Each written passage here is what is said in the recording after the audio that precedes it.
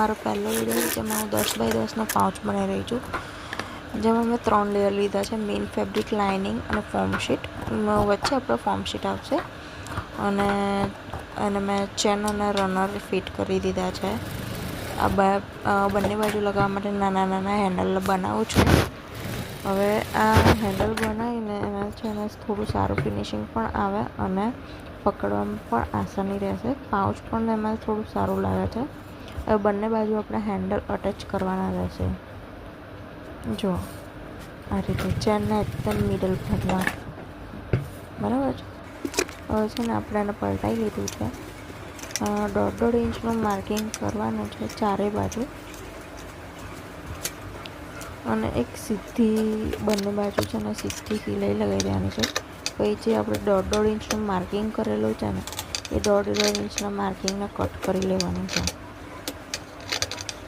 હવે જે ચેનવાળો જે ભાગ છે ત્યાં આપણે થોડી કવર સિલાઈ કરવાની રહેશે. એના માટે જેટલો ચેનવાળો જેટલો ભાગ છે એ જ સાઈઝનો આપણે કપડું લેવાનું છે. બંને બાજુથી હાફ ઇંચ જેટલું ફોલ્ડ થાય એટલું આપણે કપડું લઈશું, સીધી સિલાઈ લગાવીશું. એ કપડાને બીજી બાજુની તરફ પલટી અને પછી એમાં સિલાઈ લગાવી દઈશું. સેમ પ્રોસેસ બીજી બાજુ પણ એ જ પ્રોસેસ કરવાની રહેશે.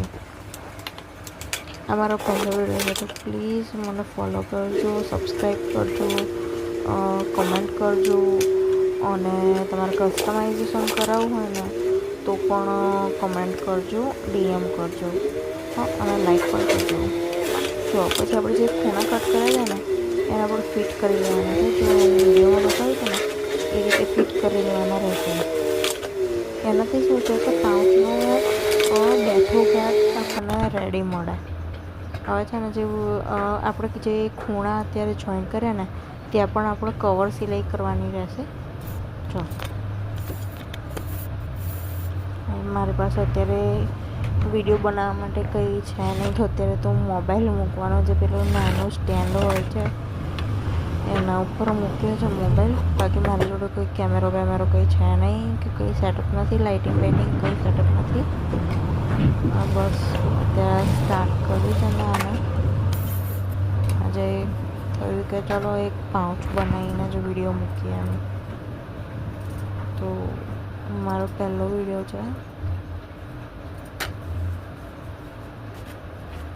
હવે પાઉચને છે ને આપણે પલટાઈ લઈશું વધારાના દોરા કટ કરીને.